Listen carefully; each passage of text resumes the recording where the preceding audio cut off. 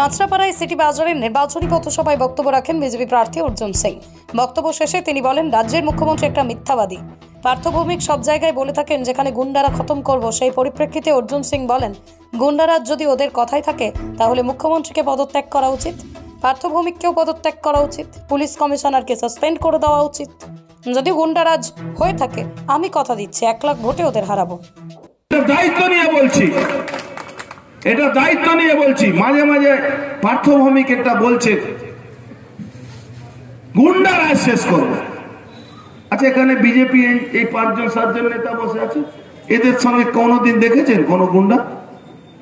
বা এখানে মঞ্চের সামনে আমাদের মঞ্চে কোন গুন্ডা বদমাসকে দেখেছেন? আর তৃণমূল কংগ্রেসের প্রার্থী দুদিকে দেখবেন দুটো এনডিপিএস খাওয়া আসামি বসে। এখানকার কে একজন চেয়ারম্যান আছে, সে নিজেও এনডিপিএস আসামি ছিল। পিকুলিয়ার একটা পার্টি চলছে। আমি নিজে বছর ধরে তোমরা ক্ষমতায় আছো, মুখ্যমন্ত্রী মমতা ব্যানার্জি, পুলিশ মন্ত্রী মমতা ব্যানার্জি, গুন্ডা তোমাদের, পুলিশ তোমাদের। তো গুন্ডারাজ কে কি করে আছে?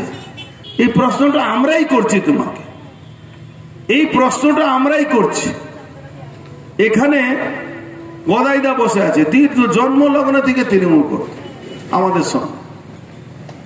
গদাইদাকে 72 বছর বয়স, বাইপাস সার্জারি হয়েছে, তাকে পুলিশ ডেকে বলছে জেঠিয়া থানার একজন ওসি আছে, ওকে তো আমি বুঝবো, ও যেখানে থাকবে ওকে আমি ভালো করে বুঝবো।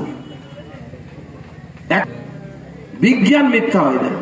আমি ছেড়ে দিন, ভগবানের কথা আমি বলবো না কি ভগবান মিথ্যা হয়ে যায়, তাহলে বিজ্ঞান মিথ্যা হয়।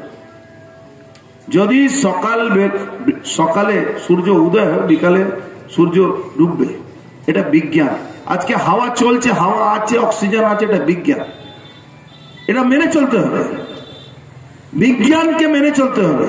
তাহলে বিজ্ঞান মিথ্যা হবে যদি সকাল হলে বিকাল হবে না, তাহলে বিজ্ঞান মিথ্যা হবে।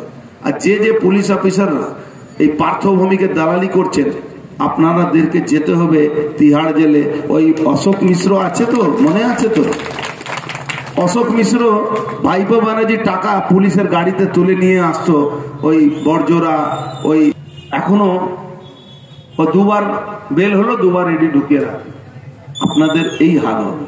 আপনার নিরপেক্ষ থাকুন।